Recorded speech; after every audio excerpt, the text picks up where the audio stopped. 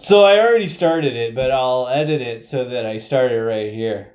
Welcome to the bar. Hey everybody, welcome to the bar today. We are back in our nostalgic nook. We'll call this the nostalgic nook. Also, I think like where I placed things, you placed the right in front of it. That's not going to work out too well. No, there you go. That's a better idea. I'm going to put that right there. There you go. Yeah, we decided to sit down today, chill out, and get back to the nostalgic nook. I thought it might be a good idea. Yeah. We're taking it all the way back to the beginning. Throwback. It's kind of like a half throwback. Sorta, yeah. I guess so.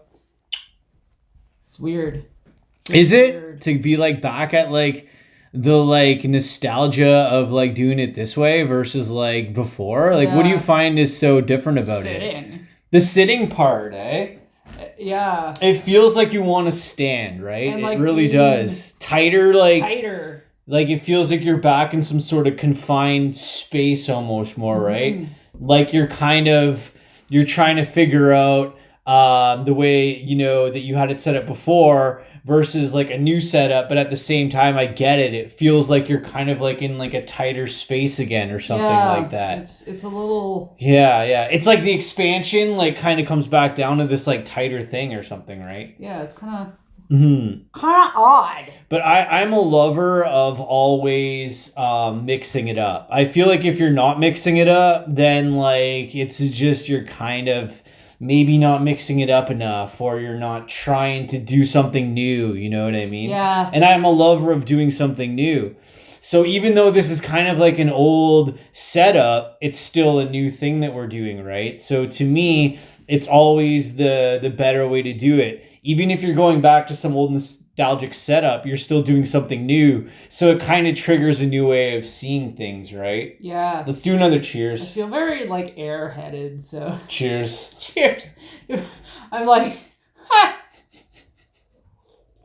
Should we restart it? Should we start it now? No. I like, don't fuck too much with me right now, because like I'm airheady. Yeah. Well, you're on like a medication kind of window right now, right? So. Where you're kind of coming to the start of like a thing. Yeah, so I'm like down here. So brain fog is real. Yeah, exactly. And my catching of jokes and shit is a little on the slow. So a little on the slow side. Your ability to process comedy might not be at its highest levels right now. Yeah, and like, well, not that, just more sarcasm. Oh, okay. And what else was I gonna say? See, brain fog. Just like that. Just like that. Here comes another moment in the fog. Amanda just like lives in the fog, I think. Do you live in the fog? I think I do. Once in a while I clear the fog and then watch out. But what moments do you feel like you're out of the fog the most? If you're like have more clarity? What's like a good moment to you where you're just like, I'm feeling pretty like clear, like I'm not in some sort of fog or like a brain fog or something. Like when you're feeling at your most like clarity moments, when I'm doing this. When you're staring at fossils, or looking for fossils, because just nothing else matters, right? Just the fossil. Yep. So when you're staring at fossils to you, that's like a moment in time where you're just like, this is it. To just nothing else matters. Nothing else matters but this fossil, right? Everything else goes black. Yeah, that's really cool for you that it's like that. Yeah. Like you're just dialed into a fossil. You're just kind of, this is the fossil, this is where I'm at. I'm not processing any thoughts about anything else. I'm just dialed into this fossil. And you're just like staring at it. Yeah. Everything else stops. It's just you and the fossil. And like my brain is still going. Yeah. But it's going in a direction. And okay. It's like because you have something to focus on that's tangible, that's right there, right? And for you, it's fossils that like create that kind of pathway into that headspace of just being focused and in the moment. Nice. Just being focused and in the moment, and this is what it is. It's you and fossils. Yep.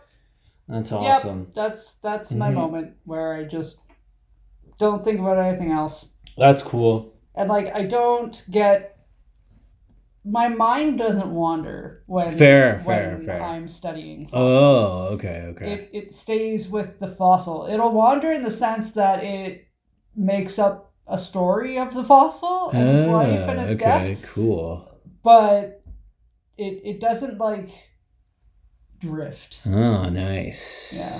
Like just a second ago, you were talking about like my mind just went. You had to take a second to come back. Yeah, and I was like, whoop. Fair, yeah.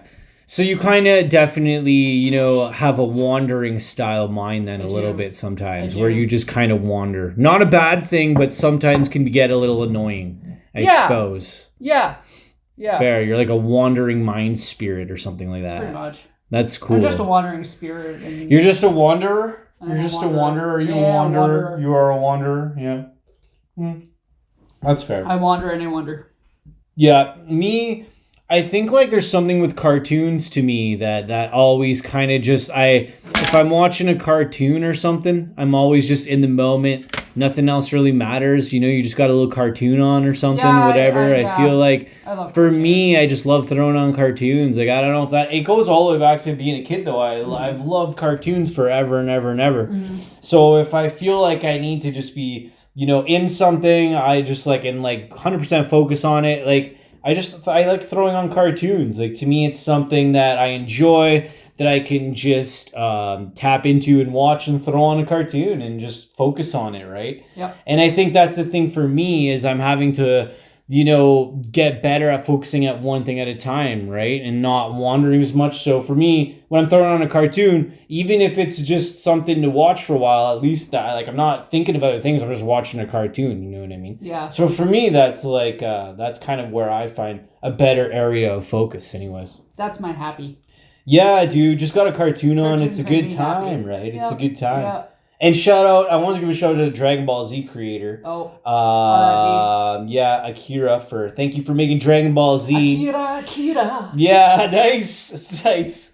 But the creator of Dragon Ball Z, for sure, he passed away, but he left Dragon Ball Z behind as the coolest. I used to watch that show a lot as a kid too. That was something that would always pull me in, and I would watch a lot of Dragon Ball Z. Yeah. And I love Dragon Ball Z. Like, it was the coolest show, and I still watch it, to this day. It's like Dragon Ball Z is always going to be there, And I love that show. The Dragon Ball Z show was just, like, the coolest thing growing up, because while that was getting big, I was a kid. So it was one of the shows that I watched the most, and anytime Dragon Ball Z would come on, I would always be like, that's what I was doing. I was watching Dragon Ball Z, nothing else. Didn't want to go outside, didn't want to do anything. I was just watching Dragon Ball Z, you know what I mean? I like shows like that. Yeah. I've had a couple of those growing up. Sailor Moon was one of them. Sailor Moon. That was my anime. I think that was kind of like the more girl version of Dragon Ball Z, wasn't it? Sailor Moon, right? Yeah, the magical guardian vibe. Yeah,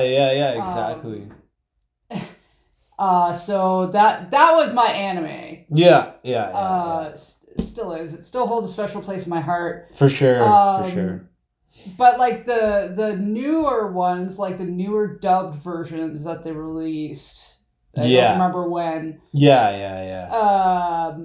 Compared to the 90s one, fucks with my head. Does it? Like, Why? The last time I tried to watch it, because the names are different. Oh, the names They're are not different. Americanized. That's right. That's right. And my brain is used to the Americanized names. Okay, yeah. So true. Anytime Sailor Moon is called Usagi, I'm like, what? Fair. Because in the 90s version, it was Serena. And that's just like what my brain goes to. So there was that show. Yeah, that's interesting. Buffy the Vampire Slayer was another one. Fair. You did not interrupt me during Buffy. Don't.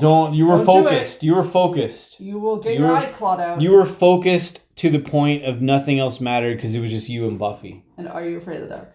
Ooh, Oh, a little Are You Afraid of the Dark? Those 3 shows Okay. and it's so funny. Always pulling you in, right? Always Are just You Afraid of the pulling Dark you and in. Buffy kind of go together, but then you have like Sailor Moon. Which is a little bit of a different thing, yeah. You wouldn't think. But for you... For me, I am a walking contradiction. So. Oh, fair. But I mean, in a weird way, you kind of have a spectrum thing there where you have some different stuff. But yeah, it creates like a triangle almost because everything is a little bit different of the 3 things that kind of pull you in. What's the other point?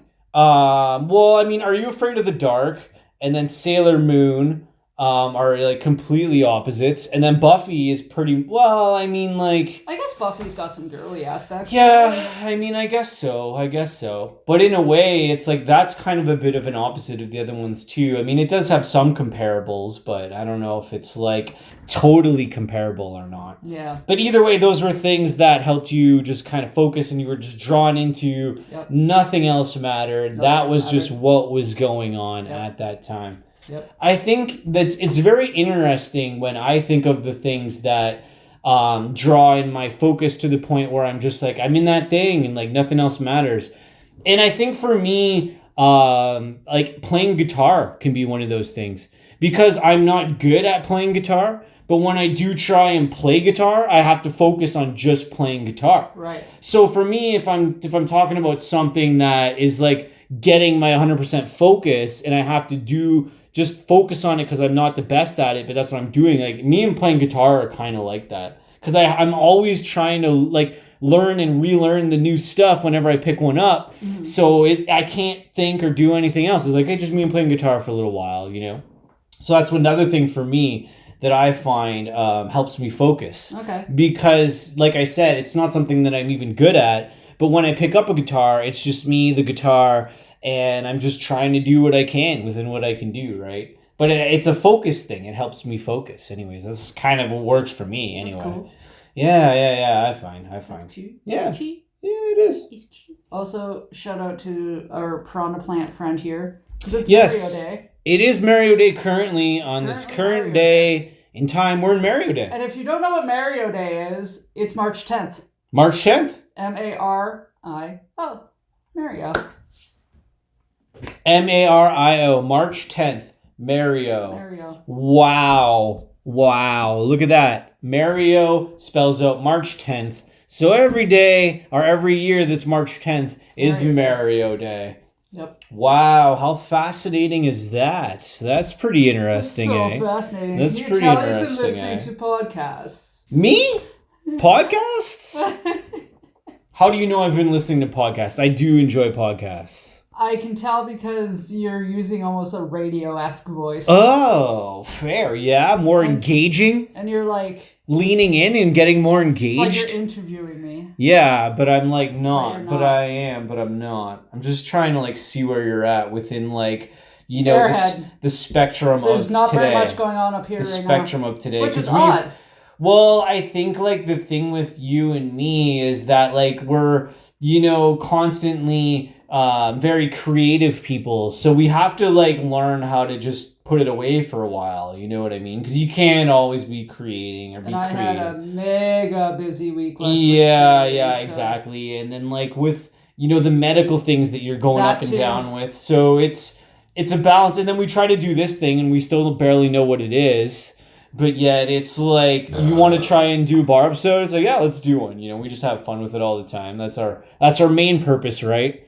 That's why there's no set schedule. The day we stop having fun with it is the day we stop doing it. I think, right? I think so. That's usually how it works with us. If we don't enjoy doing something anymore, we kind of just don't really do it. You know, It's like, well, that thing that we used to do, like, it burns us out. It's either like it reaches that point where we can't do it anymore. We're burnt out on that project or something. That's kind of, I feel like, if you think of the stuff that we've done and not done, it's like we'll do something, but then we'll just get so tired on it that we'll just like, put that aside, right? That's kind of a reoccurring theme with us anyways. Yeah. Like we're good at doing things when we do things, but then when we don't, like we're just in a break. We just like need a break. Like we're just like, don't even ask us a question because we are in break mode. I think that's the way we function, right? I think so.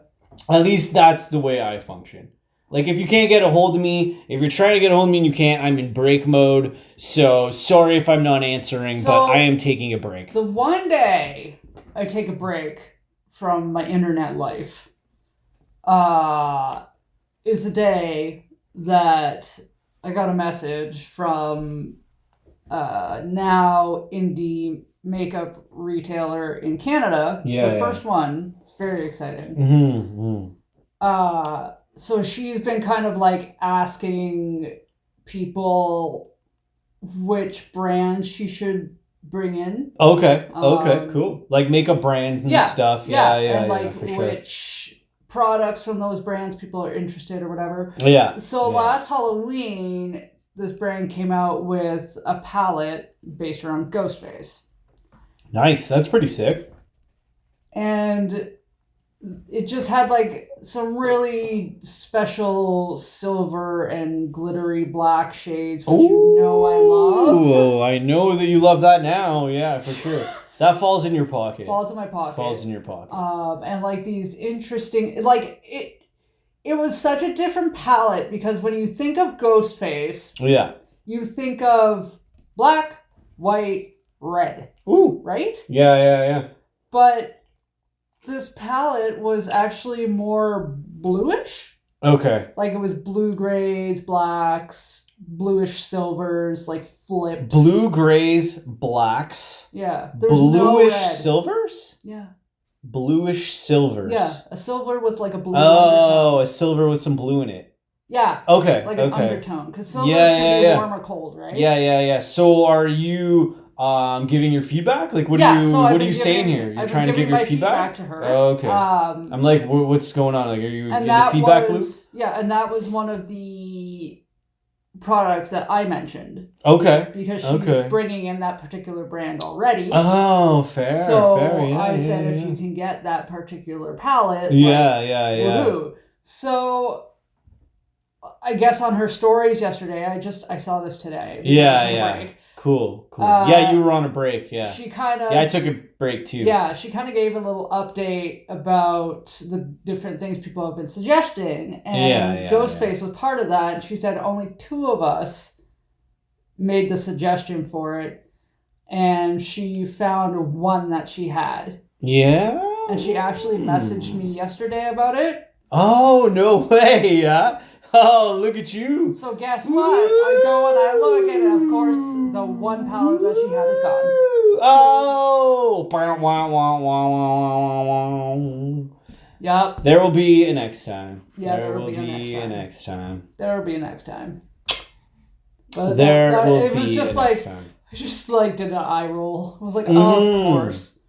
Yeah. Just that one time, right? One time. And then you're just like, bah, eye roll. I don't remember the last time I took a break from... Yeah. Well, we both, I took... stuff. I took a complete technology break for, I think it was 3 full days where I just didn't use any technology.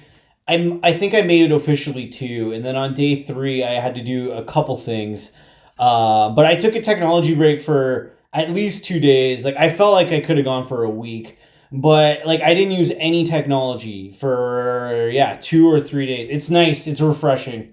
Nice. It's no. Besides electricity, obviously. Yes, exactly. The super basics that you still need, but no computers or internet or any kind of technology that you're on with the screen, anything like that. I just took a break. Even reading anything off of a reader with a screen, I'm not doing anything that has that for... I think I made it 2 days for sure, and then on day 3 I might have gone on a little bit of something, but it's nice though. All I'm trying to say is getting away from technology for a while is a necessary thing, and I feel refreshed kind of using it again. But it's weird when you do take a break from things because you get a little rusty. You know what I mean?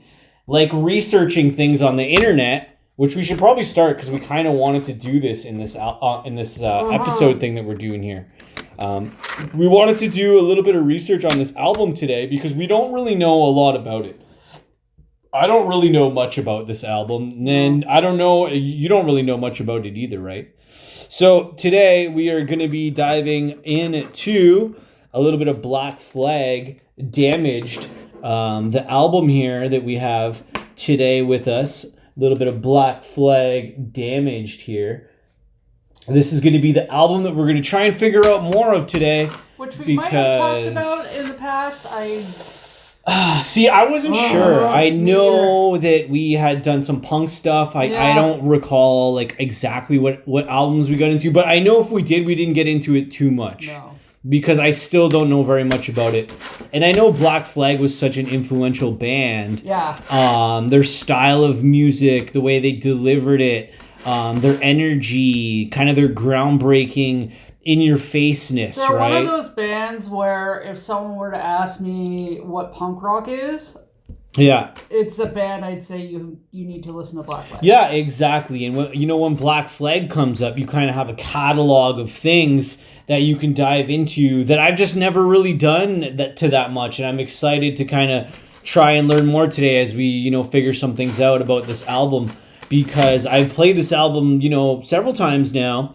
And when I throw it on, I always love listening to it, but I don't know enough about the band or about this album. I don't even know. Yeah. So we should try. We're going to use the internet a little bit today to help us out. We don't do this too often, but like I said, I enjoy doing different things. So trying this out today to see how it goes is pretty sweet.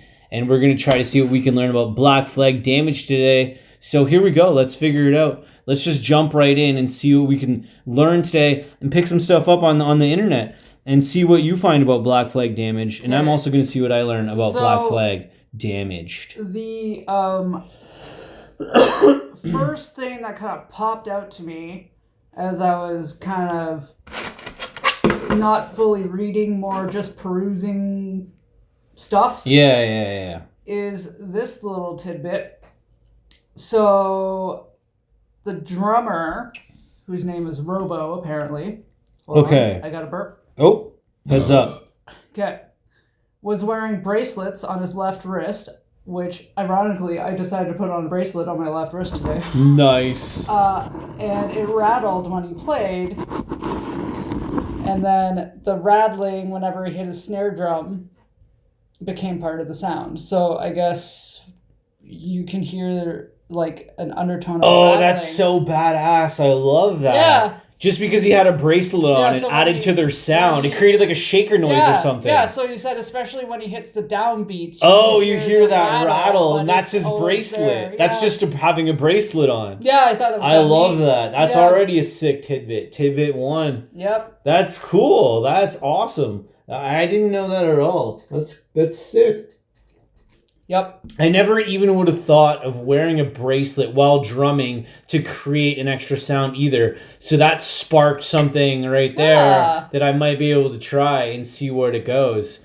I never even thought about that. Like to just have a bracelet on while you're playing drums to like create that shaker effect or something. That's super cool. Yeah, that's cool. Yeah. That's cool. That was my first. Yeah, and this album came out on October in 1981. In October? Or no, wait, hold on. It was recorded. Oh, I gotta correct myself. It was recorded in October in 1981, but then released in December of 1981. There you go. Whoa, there you go. So it was released of December 1981. The Black Flag. It's considered hardcore punk. Yeah, and its producer was Spot, Black Flag. Label SST. Yeah, SST. Recorded in Unicorn Studios in West Hollywood, California. So there you go. They recorded this beautiful album in sunny California, of all places. See, I didn't know any of that. So there you go. So a bit on the cover art. So I don't know the band member names. Oh, look, it says on the back. Look at that. All right, so their vocalist is on the front of the album. They're a band. I never got to learn the band members. Well, this is the thing is like, I think like we always, our generation listening to Black Flag is always like, yeah, Black Flag, yeah, 6 songs, like we'll throw it on. But like I've never personally gone this deep into Black Flag to the point where like I'm learning more. So today I thought it might be something cool to do. So this is now like described as iconic. The album image on the front. Oh, nice. So it shows their lead singer punching a mirror and the mirror breaking. So what they did was they hit the mirror with a hammer to get that shatter effect. Oh, no way. And then the blood you see on his wrist is red ink and coffee. Oh, nice. So they mixed up some stuff, made some fake blood, and then smashed the mirror with a hammer, and then kind of made it look like he had punched the mirror or something, yeah? Yeah. That's so cool. All these cool things. This is what I love about like research now is like it's easier if you want to try and like learn cool things. That's like and it's so neat that it's available to do this. Like it's been like this for a long time now, but like I just find it fascinating. It is. It's really cool, especially coming from a place where like I love knowledge. I love learning, and back in my day when I was younger, you had to go to this place called a library. Yeah, and you had to find a number. And that number correlated to a book. I hear you. And it would take you weeks to learn one thing. I know. It's like as much as there's more access to information, I think realistically, like finding this kind of information is hard. It is, and realistically, like you can only retain so much, but the access to it is there, which is so cool. I find, anyways, like it's great. And like, see, I just found like when they put out this album, it was pretty much ignored by critics. I'm just kind of, pulling this out. And then, it was after that, it was recognized as a classic, like as time went by, so it was kind of ignored at the start. And then once kind of people listened to it a bit more, it became like a classic album. Like how cool is that? That is cool. Just, with more people picking it up, giving it a chance, putting it on, sharing it, right? And back in 81, sharing it was like word of mouth. Like, hey, did you hear this album? Did you hear that album? That was all it really was, right back then. Like you go play a show, people hear you live, and then, they see if you have a new album, and then you're kind of like, yeah, check this one out. Yeah. It's not like today, right? Where you can put out an album, you can, people around the world can know it, and they've never even seen you once. You know what I mean? Like it's such a different time, but it's fascinating, it's so fascinating how it's done today versus how it was done then. And like relatively, it hasn't been that much time. No. But just the way in the music world that music is shared and expressed and put out there is so different. You know what I mean? And like, it's always going to be for me about the live shows, always. But at the same time, to get your music out there, you don't have to even play a live show to reach an audience necessarily that likes your music. Yeah. You can like reach an audience that likes your music first and then go play a live show over there. You know what I mean? So it's a different time for music because like you can find your audience before you go out and play a show, which is crazy. Like if you think about it, that's just like it's a different time for music, but it's a great time as far as I'm concerned. I think it's an amazing time. And, the live show is always where I love the live show. I love, going to shows, being part of a live event. It's great. It's always what it's all about at the end of the day is putting on the music live, playing the shows, getting there, getting people together, listening to the music. To me, that's what it's all about. But to reach people, it's just an easier, better time to be able to do that. That's true. I find anyways. But yeah, it's like, and like you say, I'm gonna learn more about different parts of this album. I'm gonna keep trying to see what else I can find. This crazy legal thing. Okay, obviously, like there's always going to be some sort of legal battle, I guess, or some sort of rah surrounding something. I suppose, especially if it's like maybe controversial or something. Ooh, yes, yeah. Dig in, see what you learn there. See what you can find. I like that face. That means you're finding something good right there. You found something interesting. Okay. You found something interesting. So, this household is very much anti-corporation, I would say. Kind of, yeah. We're kind of anti-corporation. We're pretty much the more independent, the better. Yeah. We're kind of like more like very into indie. So we're into indie. We're into indie. We're into indie. So we're super into indie. This is what is kind of funny about this. So I'm gonna try to summarize this the best that I can while staring at things and half reading it. Yeah, without completely reading it. Just falling on my face. Yeah. Okay. So, Their original distribution deal with Unicorn was associated with MCA Records. And they told them that they were going to press 25,000 copies. So the president of MCA Records listened to Damaged. Yeah. Before the release. Okay. And he said that he felt that the album was anti-parent. So this was like, I think if my timing is right in my brain, it's before the whole shebang that happened with having put that parental advisory sticker on CDs. Yeah, when this was in 81. Okay. It wasn't until later in the 80s that happened. They decided that if your album was too mature, that you had to warn people that it had like a mature audience. Yeah, so he said that it's anti-parent. Okay.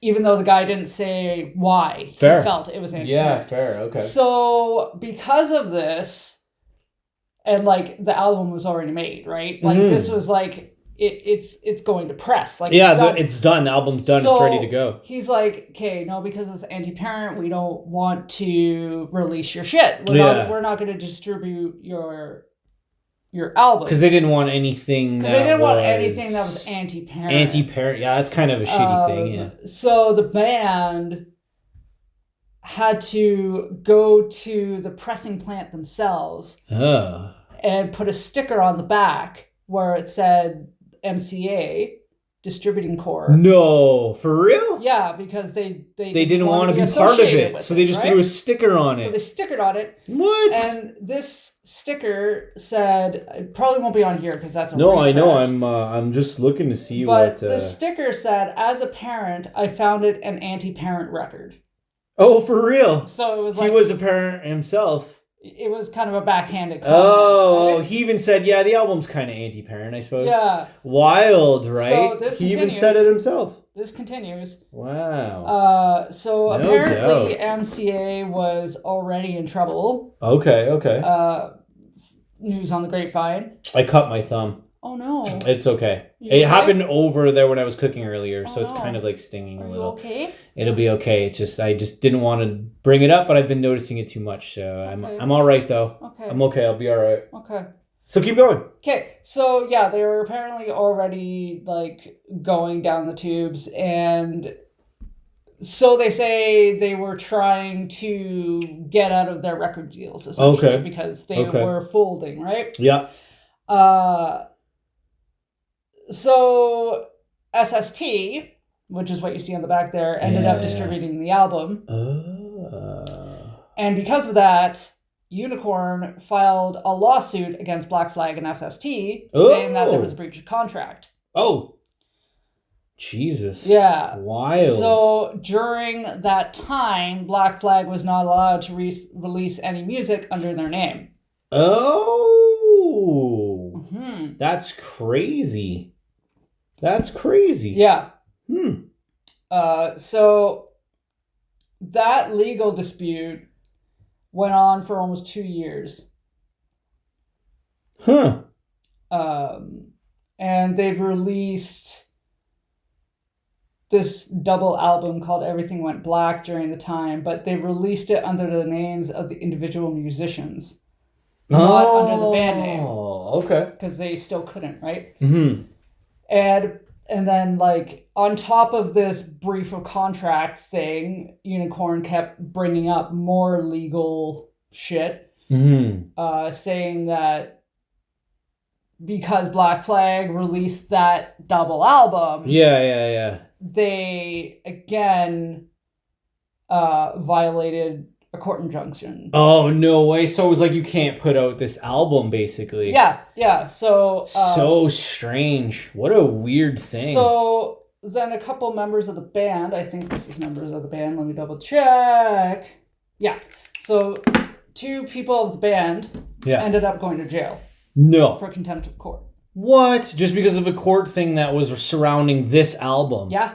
Whoa, that's wild. Yeah, it says several days. It doesn't say the length. Yeah. But there was so much controversy. Well, because contempt of court is a huge violation. Yeah. Okay. Like, if there's one thing that pisses off the court system, it's contempt of court. Like, fair. If you don't show up for your hearings or that kind of shit, or like if it's just a big no-no. You just don't do that. You just don't do that. Okay. You can fuck up a lot, but you don't fuck up your court. Okay, if you have a day or something, just show up. If you gotta go to court, go to fucking court. Yeah. Just get it over with. Get it done. Yeah. So they spent some time in LA County Jail. Okay. Fair. And then I guess the case just ended up fizzling out, and it was kind of like a nothing thing. It turned out they went out of business. Wild. That was the end of it. So the case just fell off the docket. Yeah. Obviously, they couldn't afford lawyers and shit. Yeah, anymore. I guess so, right? That would make sense. So, we almost didn't even have this. Wow. So this album, almost all these songs almost didn't see the light of day because of some legal fighting and arguments. Childish adult bickering over someone getting offended by some words. They were we going to put the sticker on or not put the sticker on, and then it went back and forth to the point where a couple of people went to jail for breaking the law of what's right within the music world at this point in time back in 1981. That's crazy, eh? That's right? Wild. Yeah, I know. I thought that was kind of interesting. That is a very good find. Good find. It was stuff like that I was hoping we would find. I didn't know what we were going to get into, but like that's the moment interesting. I saw legal dispute, I got excited. Yeah. You're kind of more into that stuff than me, so you have more of a background. I have a law background, so yeah, for sure. No, absolutely. I mean, and like I love stuff like that. Yeah, like my personal thing, like I'm always just trying to stay on the good side of history with the law. So I just try and it's a good place to be. I just try and stay on the good side of history, and I'm not trying to rock any boats, and then that way I don't even have to think about it most of the time because I'm just living life. You know what I mean? So it's like, if you're not doing anything wrong, you're all right. You know what I mean? It's kind of the way I see it with law stuff, and it's fascinating. There's a lot of interesting stuff. It's a whole topic. But that's crazy that this album basically almost didn't even come today because of that reason right there. Because someone was like, oh no. Oh no. The band recorded their backing tracks without Rollins. Is it Rollins? Rollins. I think it's Rollins. I think I said it right. Yeah, it's Rollins. Yeah. They recorded their backing tracks without Rollins, who overdubbed vocals with the band members. That's awkward. Coaching him afterward. I'm just reading this quote here. This is just a quote that I found. So Rollins is their lead singer. Yeah, this is just a quote that I found. That's very weird that they recorded the background vocals before the lead vocals and had to tell the lead vocalist what to do. Actually, you know what? That's not that far-fetched. Yeah, it's pretty, apparently according to this, unless we got that wrong, but I feel like I just reading a quote here. Yeah. The most complicated vocal tracks ended up being Dukowski, What I See, which was supposed to have an improvised speech in the song's bridge, but ended up having one written out by Dukowski when Rollins could not come up with anything that he was satisfied with, and TV Party, which featured backing vocals from the entire band. See, again, the bass player comes there you clutch. Go. Look, these little tidbits are, like I love this, information. I just love, listening to what was going on at the time when they were recording, learning more about it. I don't know anything. This is the first time I learned about this specific album and Black Flag itself to be more. So that's cool. That's neat, though. That's a little bass player cool saves the day. Piece of information. Let's see what else I can find, if I can get anything else that's kind of interesting. Recorded at Unicorn Studios, West Hollywood. They were actually rehearsing in another part of the same building prior to the sessions, I guess, that they recorded. So they were kind of practicing and recording, I guess, in the same space at the time, from what I'm understanding here anyways. One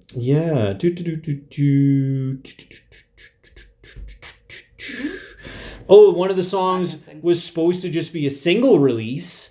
Rise Above was just supposed to be a single. Wow, that's like one of their biggest songs now too. Yeah, because it was recorded apparently at an earlier session, and I guess it made it onto the album, but it was supposed to just be like a single, I suppose. So, yeah.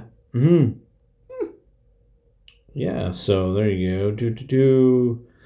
Oh, another version of that song, I guess, was recorded during the album recording session, but the band said screw it, and then they went with the first version that they recorded of the song. Ha! So there's another version, I guess, out there of this song. Maybe if they kept it in an archive somewhere, that's maybe hidden. Rise Above, maybe. It's probably on some sort of Black Flag box set of. Maybe unreleased, like the other version of it. Yeah. I love like hearing different versions of songs. I'm a huge fan of like hearing something that was maybe not released or a deep cut. I like deep cuts. I'm a huge fan of. Cut? It just means something that is not well known by either your fans or the general population. A deep cut is just something that was recorded maybe like as a rough thing and then either leaked out there or put out there, but that not that many people, not nobody knows about. Not nobody knows about. But deep cuts for music and artists are recordings that are just kind of like maybe something that wasn't polished or that was never maybe officially finished. Okay. Or a song that's not as popular can also be considered a deep cut. Something that's just not like a radio, like super popular song. Is that the same thing as a B-side though? Well, B-sides usually end up on albums. A deep cut might not even make it onto any album. Okay. But it might just be released as a single or leaked or something. But it's like a deep cut. It's like something that somebody created that's out there that exists, but not that many people know about. And like some people request like deep cuts sometimes of like an artist at a show or something. But if that you have to be really familiar with the person to know like, I listened to your like really like deep cut of this like thing that I found of you that like made this song of like just you and like this thing and like I really like it. And like can you like play it? Can you like play it? And you get like all like into like the most obscure recordings that someone has. So that's kind of like what a deep cut is. If somebody says like, oh, that's a deep cut, it just means like it's something that's not popular really. It's like kind of buried. It's like buried more or not talked about as much or yeah, maybe not as enjoyed by as many people too. Also, that can kind of fall into like deep cuts and stuff. So that's cool. Another version of that song. No, that's cool. Yeah. Yeah, I also got to check out the book, Get in the Van, which I've never checked out. But Rollins has a book, I believe. Because I'm just going to read this quote so I don't mess it up. The closing track, Damaged One, is technically Rollins' first writing credit with the band. In his book, Get in the Van, he reports that he used to improvise the lyrics every night when the song was performed live. 2 takes of the vocals were done, and the first was used. So there you go. Oh, that's pretty interesting too. I didn't know that at all. But that'd be cool. I read very slowly. I am not a fast reader. No, I'm not either. I wish I could read faster. I'm not blessed with the speed reading capabilities. So when I pick up books, I know that it takes me a while to get through them, but I do try as much as I can to pick up books. Very important. And but I'm a slow reader, man. I'm not like the fastest like in the words on page, so I try and do better. But that's a cool piece of information there too about this album. There's nothing wrong with reading slow. Yeah, that's true. You tend to absorb things better that way anyway. I think I would rather read less books and actually absorb the information I read in the books that I do read than like speed read 100 books but not retain or remember anything. It's almost pointless, you know what I mean?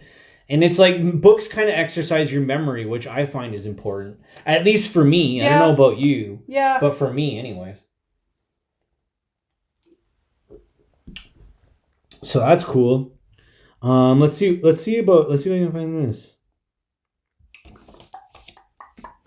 See what else I can get into here. I just like briefly went through the lyrics, like very briefly. Yeah. I guess the only thing I could see maybe they didn't like the song about beer.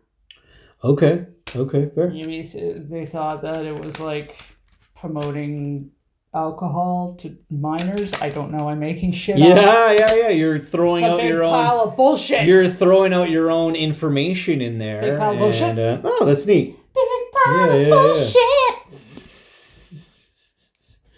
Yeah, like I'm trying to think of the point where I got into, this style of music more. Me? And yeah, but I think like realistically, like I think I showed you the old. You introduced me to new bands that I never really knew of before, like different bands.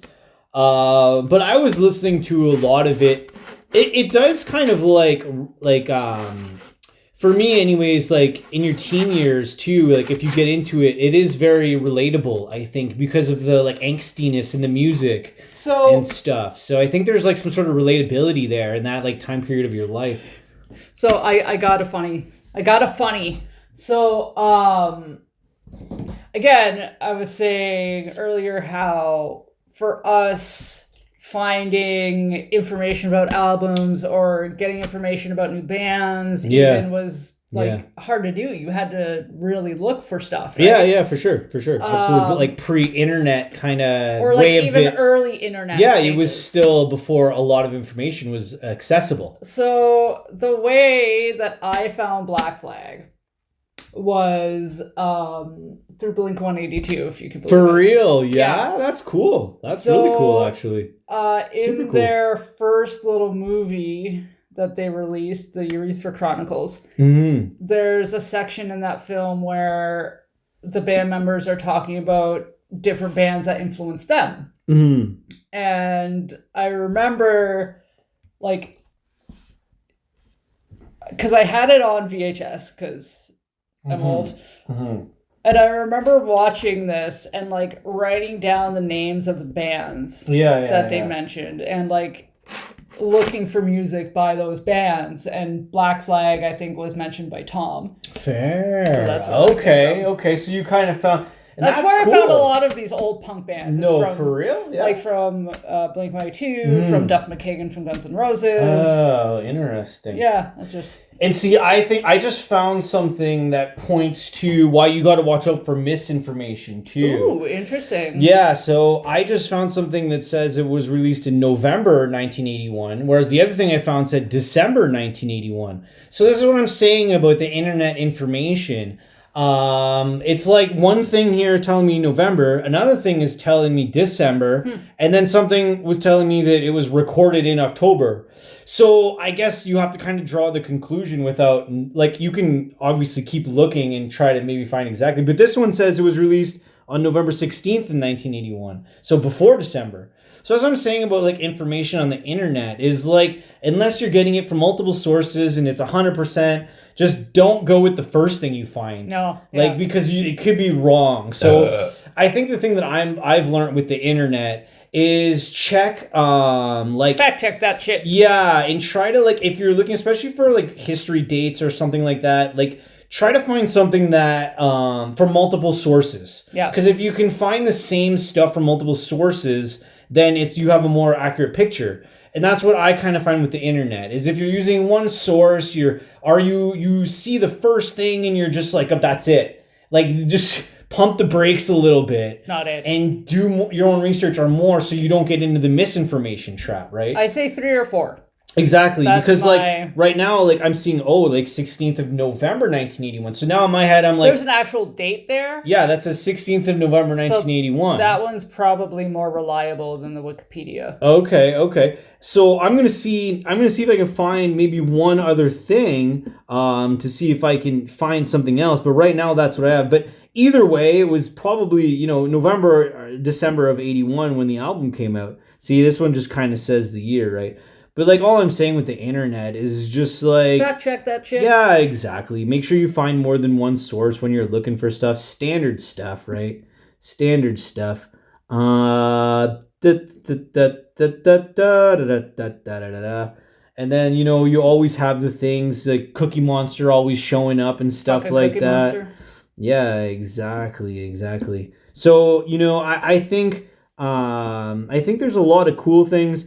But also fact check yourself, or else you will definitely what? I wonder if you're going to say what I'm thinking. Fact check yourself, or else you will... Wreck yourself. Oh my god, yes! Yes, that's what I was thinking. You knew what I was thinking. You get 10 points. You get the church would let us marry. Oh. You have won 10 points. Thank you for finishing my sentence. I wasn't sure if you were going to be able to read my mind on that one, but you did. Congratulations. Thank you. Yes, fact check yourself or you will wreck yourself because the internet is a strange place. Yeah, and it's beautiful and stuff, but make sure you have a few different sources for things you find. Anytime I'm looking on the internet for stuff, I'm always trying to find multiple sources. I never trust the first things that I see, and then it was reviewed. I'm like, this one says April, but that was a review. Yeah. I'm like, nope, that's not the right date. Anyways, I think I'm gonna get over the dates and let it sit at either November or December. November 16th was the one that I saw on this other thing. I would trust the one with the actual date, but we'll just go with that. Then they had the thing is though, now that we have that information about them having that release issue. Yeah. Maybe it was originally set for release in November, but maybe it didn't get released until December. Right? Because this one is, that's true, might have got delayed. Because this one is saying December of 1981. So we got another December in here. Ooh, this one's saying December 5th, 1981. So we got another date here. All right. So maybe because there was a little controversy, is it coming or not? Mm-hmm. That could have been. But what do we also know when artists and musicians release music? What's something that seems to be a reoccurring thing with some musicians a lot of times if they're putting out new stuff? Maybe the controversy thing does come back a lot. And a lot of musicians, like to create a little controversy if they got some new stuff coming out. So, a lot of times controversy might not be a bad thing, especially if you're putting out something new. That sounded like a huge pain in the ass. Especially if you're putting out something new. You might not want to go to jail. But a little controversy doesn't hurt sometimes. This was before. A little controversy doesn't hurt. All I'm saying. It can help. It can help. Now, a little controversy can go a long way. Yes, especially with like pumping stuff. Okay, but controversy. Back then, that was not the mindset. That type of mindset didn't happen until later. Oh, okay. That came more with like celebrity culture. Oh, okay. Fair. This is before all that shit happened. Before it goes controversy. I mean, controversy release something new. Controversy release something. You can see the pattern there. You can see it. There's some people that stir the pot before they put out things. I know. I think it's great, and I totally get it. And I actually think that it works very well. So I understand the stir the pot before you're doing something new or releasing something, because I've had to do it myself. And it does work, which is crazy. It smells bad. But it doesn't smell bad if you're doing it cleanly. If it's clean poop, it's all right. Even clean poop smells. If your intentions are good and you're not hurting anyone or anything, and you're saving the turtles, then it's okay. Okay, that's fine. And the duckies. If you're saving the duckies and you're saving the turtles, you can create a little controversy. But make sure that you have the intention to save the duckies. And the bees. And the bees. Save the bees. Save the duckies. Save the whales. Bees, save the turtles. Save the bats. Save the bugs. Save all the animals. So you have to save every animal first before you create controversy. Exactly. Okay, let's make that a thing. Before you create any controversy, you have to save an animal. You have to save a bee or a turtle or a ducky or some sort of animal. If you're going to stir that pot, which, hey, it is what it is, and I get it. It works. And if you save an animal first that you don't particularly like, you get to stir the pot twice. Oh, nice. So you're going out of your comfort zone to save something that isn't something that maybe is even your favorite thing. Yeah. But you're saving it, so now you get 2 spoons. Yep. Oh, I like that. That's a nice balance. You can't be like controversial all the time. But at the same time, it's like if you're saving the ducks and you're saving the bees and you're saving the whales, like grab a spoon, stir the pot. Like, it's fun. Like, get it stirring. The pot's got to stir. You know what I mean? You can't burn. If you're not stirring the pot, then the bottom gets burnt. You know what I mean? So if you're not stirring the pot, the bottom gets burnt. So the pot always has to stir. You can't let that pot just sit there. That's fair. You can't let that pot. It's going to burn if it sits there. Someone has to stir the pot. So grab the spoon, stir the pot, and then sit back and save the duckies. It's like the perfect analogy, really. You got to stir the pot with the spoon that you were given so the bottom doesn't burn, and then you save the duckies. And if everybody takes a turn stirring the pot and saving the duckies, it might all work out. You know what I'm trying to say? But you got to save the duckies first. You got to earn your spoon to stir the pot. I think that's one thing that you have to do. You have to earn your spoon to stir the pot. You can't just stir the pot. No, you can't. You have to earn a spoon, and then you can... Yes. Because we need the pot to keep stirring, like I explained in my analogy. Stir the pot. Yeah, but see, when I think of a good one, I can't let it go because now I'm going to be thinking about that forever because I literally just made that up. What, stirring the pot? Spoon? Well, saving the duckies to stir the pot as an analogy so the bottom doesn't burn. Oh, my neck. Oh. Right. Yeah. Your neck? What happened to your neck? I don't know. It cut. I know. I cut my thumb cooking and it sucks. Yeah, I know. I was cooking and then I was like, ouchie. There goes my thumb. I think when I was cutting something, I kind of... And is it okay? Yeah, like, it's not fine. like super deep, is it? No, it's not. It didn't even bleed, so I think I'm gonna live. Okay. But, like, you don't it's need a stitches? little. No, it's not even close. No. Okay. It's like a little cut, but it's nothing serious. It's like one of those annoying thin paper cut types. Yeah, it's an You annoying just, like, thin graze paper your cut. thumb. Yeah, and you're just like, ow, no. Yeah. And then you just want to throw on some Black Flag because you're raging because your thumb just got... Rise above! You gotta rise above! You cut thumb! So that's cool that you learned about them, or you discovered them through Blink-182 at that time in your life. Yep. Interesting. Yep. Interesting. That's cool. My beer. We just learned a lot about the Black Flag Damage album. I wanted to do this because like I said, I didn't know anything about this album like that at all. But it's so neat that you can just pull up that information now, search for stuff on the portal. I just kind of call it the portal now. I call it the portal too. You can open the portal of information. Just don't let it overwhelm you, and always get a couple sources if you're trying to learn something in the portal. Because, like we all know, right, information can be gray. There's a lot of gray areas in the portal. I find that, if you're looking for something quickly, definitely use the portal. But if you want to get more in-depth things, that's why books exist. Because you can have them beside you, and you're not also distracted by the portal. You know what I mean? Like the internet lives that everyone lives and all the information on it. It's just like, you got to kind of realize that that's its own separate thing. You know what I mean? Like it's a part of the thing, but it's not. And if you're going into the portal, you better have a spoon ready. Because there's going to be a pot in there waiting for you to either stir. You have to earn the spoon. Yes, so maybe you have to earn the spoon. Save some duckies. Maybe you have to earn the spoon to use the portal. I don't know. I'm not sure. Beats me. The spoon is a key to open the portal. Oh, that actually makes a lot of sense. I think we're just starting to spin now. Are we just talking about spoons and portals too much? We're spinning, yeah. We're spoon portaling. That's cool. That's fine, though. I like spoon portaling when you're in the spoon portal itself. There's nothing better than that. There's nothing better than that. And it's March break. So, happy March break. What's some cool... avoid tourism if you don't have children. Boo! And what is a cool thing as far as you think as destinations, as the top thing that comes in your head just for you that you would want to go to on your March break? That I would want to? Yeah. Or that's popular? No. Just, I'm talking about you. Where are you going on your March break? You got one place to go for your March break. What are you checking out? Where does Amanda go for her March break? Where does Amanda go for her March break? Where do you take your March break? It's been so long.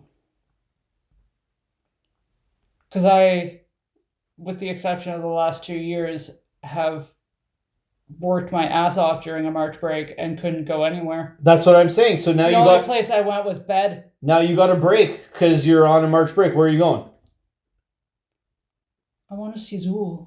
But I don't want to go during March break. Oh, fair. You're like, but it would be too busy. It would be ridiculous. Okay. I will not go to the ROM during March break. Fair, That's a suicide mission. It's just a little bit too jam-packed. Suicide mission. Yeah. I've never been there. Too much crowds. But for my experience at a science center during March break, pretty crowded. Fucking suicide mission. Pretty crowded, eh? Pretty crowded. That's an understatement. Yeah, crowded is an understatement. Yeah. Oh my god, yeah. Even during social distancing, it was disgusting. I had my stick out. I was poking people. Social distance. Ah! Remember that wacky shit? That was wild. Like in a box. That was like impossible. It was impossible. It was impossible. I don't think it was physically or logically possible. Not during that time. What would I do during March break? There's no way that was panning out. Honestly, I'd probably find an island somewhere. An island? You would just go to a remote little island and just kick your feet up, be the only one on the island, and call it a March break. Yeah. Realistically, I think, I kind of see it the same way. Like, if you are going to take a break, like, to go to somewhere less busy is the way I see it, too. At this stage in my life. Yeah. I'm not 19 anymore, so I'm not going to... I'm not like Daytona Beach, Yes, exactly, right? I've been there, I've lived a few March breaks, so, like, at this point in my own life... I would see the March break as more of a chill destination too, but it also depends where you're at in life, right? Yeah. But for me, I'm going somewhere chill for March break for sure. Just a quieter, kind of chiller place. Yeah. Get away from stuff for a while. Yeah. I need to disconnect in my March break. If they have Wi-Fi, great. If they don't, I don't care. Just give me bananas. That's the end of the story of my life. I love bananas, so if I can have access to bananas, I'm happy. Because, like, I'm a banana dude. I can eat, like, 5 a day. So, it's Don't like... eat 5 bananas a day. Yeah, I might not pan out That is not good. That's how you get diabetes. Yeah, I mean, hey, I guess I'll let you know down the road. But right now, I'm all right. Eating my bananas and enjoying the day. So, yeah, it's March break, but I think, like, it's important to disconnect. And... Yeah. Like, this was super fun to jump into Black Flag. We found some cool things. I didn't know that mirror thing was neat. And it's interesting because when you look at it and you're just like... I like the drum thing. Yeah, the drum thing is cool too. How he had a wrist bracelet on, and it sounded really cool. like a shaker. Yeah. Now I'm gonna listen for it. I know, that's why. Now I'm really gonna re-listen, and I'm gonna listen just for that wrist shaker. You're gonna have to put it on with a good pair of headphones, I think. Yeah, and I'm gonna listen to the wrist shaker. I know you guys can't see his eyes very well right now, but they are bulging. You are excited. When I learn new things, I get excited because I have a new perspective on something. And now I'm like, wow, even though I've listened to this album many times, I didn't have that piece of information. So now that I have that piece of information, I can listen to it and be like, whoa, that's like the shaker that was just the wristband on his wrist. Yeah. But it's a small thing, but it's not because I didn't know that. You know what I mean? So it's like, I love discovering new information. And there's so many albums to dive into. I'd like to do this again with different albums. I mean, we could try and find different. Maybe that's what we should do. Maybe instead of and like chime in if you want. Yeah. Instead of doing like the album of the week, we kind of tried that a little bit. Yeah, sometimes we had some, sometimes we didn't. Maybe we should do like maybe an episode a month where we pick an album. And go deeper into it. Yeah. Try and figure out how to flow this into this thing that we do or whatever, right? Where we can kind of find like that one album that's like kind of on our more of a now moment that we're in, right? Like this is kind of what we're in right now, listening to a lot of around this stuff. Yeah. Some Social Distortion. We were listening to some of that too, and different things to go kind of more deeper into these albums because I love just like stuff that happened during the recordings, the creative process, and learning more about it. It brings out the music more because you're seeing it from a different angle. You know what I mean? Yeah. Which is cool. Yep. Like I didn't know where it was recorded. I didn't know anything, and a lot of times I also find that. Keeping things a mystery for a while is an interesting part of life. Like, just because we have access to all this information right away doesn't mean you need to always kind of like search something at that moment. You can just leave it, just leave it a mystery, kind of maybe search for it later. You don't always have to find information right away. I enjoy that too. It's like, well, I don't know that. Like, I could look it up, I guess, but like maybe I'll do it later or something. You know what I mean? It's like you don't always have to feel like you have to have an answer for something right now. It's just like whenever I'll get around to it. You know what I mean? Get around to it. Maybe we should play some. We should definitely play some Mario tonight. I think we have to squeeze it in. You can't? I might play Mario then. Yeah, you're kind of like in a bit of a. This was probably focus on you. Yeah, like doing this was a lot because like you have, I'm at stage. You're having a day. Yeah. Watch like Hank Hill. See, I almost You're like, I need to focus on a cartoon or something, right? Yeah. Maybe I'll throw it on just to say that I played some Mario during Mario Day. I can't.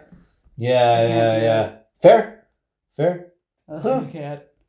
Well, I mean, at least our table kind of reflects a little bit of a Mario vibe. Mr. Piranha Plant. And exactly, we have Piranha Plant right here. The most expensive, useless thing that brings me joy I have ever purchased. It's actually a fascinating Piranha Plant because you can use it on the Switch. But not in the way that I thought. Yeah, okay. You know what? If we can, like, put this out there to, like, Super Smash Bros. And make him a playable character. Nintendo, we're talking to you. Oh my god, yeah, we Hashtag you know what? Nintendo. We gotta put this out into the universe. Hashtag Smash Bros. They need to be able to make Piranha Plant a multiplayer playable character within Smash Bros. Because you can play it individually, you can do the training stuff. Yes. But it's not within the actual game. You can't select it as a character. At least I haven't figured out how, and I've tried. I've tried to figure out how to do that. But I don't know why you can't play them in the combat multiplayer mode. You can only do the training mode. I know. So Nintendo, if you can crack the Matrix, and if anyone, well, I don't think anybody from Nintendo will ever listen, but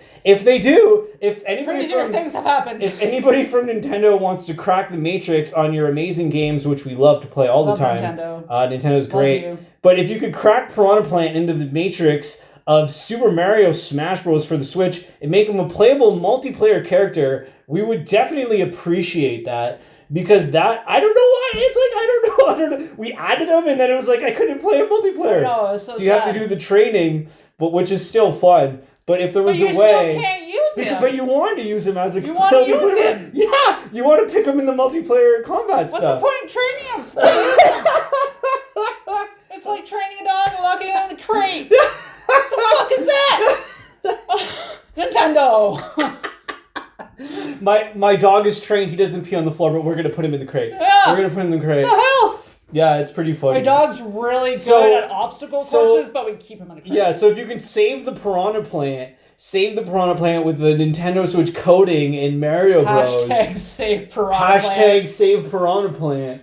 And see what we can do. I don't know. You never know. Weirder things have happened. But yeah, if there's any way to... If we ever use a hashtag, it's for this episode. Hashtag Nintendo. Save Piranha Plant. Hashtag save Piranha Plant. Or free Piranha Plant. Free Piranha Plant. Free, not save them. Free Piranha Plant. Free Piranha We got to get the hashtag right. Hashtag free Piranha Plant. Yeah. Hashtag Nintendo. Hashtag love. Hashtag free Piranha Plant. We gotta free the Piranha Plant. He needs to become a multiplayer character. Free Piranha Plant. And I know, I think you can buy him or something as a character for Mario Kart? Oh, I think. Okay. I haven't gone that deeply into it. I think. So but maybe. I feel that if you get the amiibo... If you have the amiibo, it should unlock everything. If you have the amiibo, which we have right here in front of us, we picked up the amiibo, it should unlock everything. I found him at a convention. Yeah, it should unlock everything. It should be... Because he's hard to find. Yeah, exactly. So you have the amiibo... And it should be, yes, absolutely. It's my favorite thing in I Mario. love Piranha Plant. I love Piranha Plant. I've always loved Piranha Plant too. I love Piranha Plant. I get so excited. Look at this thing. Like, it's so sick. I love him. Yeah. So if we could free Piranha Plant, take him to the next level, we're fighting for your Piranha Plant. We are in there rooting for you. We're rooting for Piranha Plant. He's just as good as everybody else. Free Piranha Plant. Just because he has no legs doesn't mean he can't fight. Yeah, I know what you mean. If you have the amiibo, that should be good enough to unlock him like in Mario Kart and everything. Can't you picture him bouncing in his little plant pot? Yes, or put wheels on him and then he's just driving along. Or he could have his little roots stick out the bottom, like little legs. You know what's funny is like maybe you can and we don't know about it. But I've tried. If you can, yeah, let us know or something. Send us an email. We don't have. Do we have an email? How can you even contact us? I don't know. Comment on the video. Leave a comment or something. Yeah. Put it in the portal. Do it. I guess with all the other portal things, we'll find it. We'll find it. Yeah, exactly. So that's sweet. Well, that was fun. That was fun. I'm done now. Yeah, I'm done. That was great. Good to be back. And I would choose you, but I have no beer left. You have no beer, so that's probably bad luck. And everybody on March break, find a destination wherever you enjoy your March breaks. Break. Break. Whatever you do, break. Don't listen to your teachers. Take a break. Take a break, yeah. Study later. Break now, man. Break now. Study on the weekend, but take a week to just do whatever the fuck you want. It's March break. You don't have to learn things during March break. But see, this is the shitty thing that teachers do is they give you homework for March break. That's crap. It's called March break. It's March break, not March homework. Exactly. What's that all about? All right, everyone, stay awesome. Black flag damaged. You can't even get out. I'm just gonna slide. You got the stop? You got the stop?